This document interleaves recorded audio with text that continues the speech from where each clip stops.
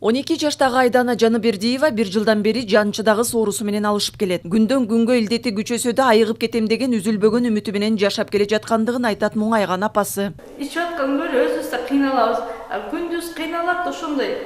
Кечкисин дем ала албайт. Кечкисин уктаганда мурдунан көк чыкчы быж деп оозунан, мурдунан көк чыгат, толтура көк чыгат. Аны арчып отурам түн менен.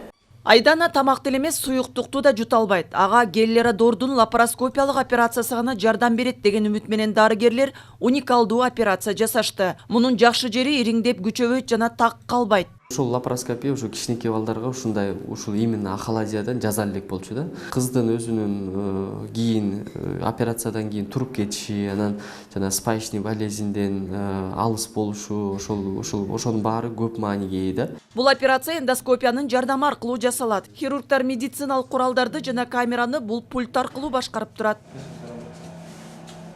Операция ийгиликтүү өткөнүнө дарыгерлер менен ата-энеси жакындары кубанычта.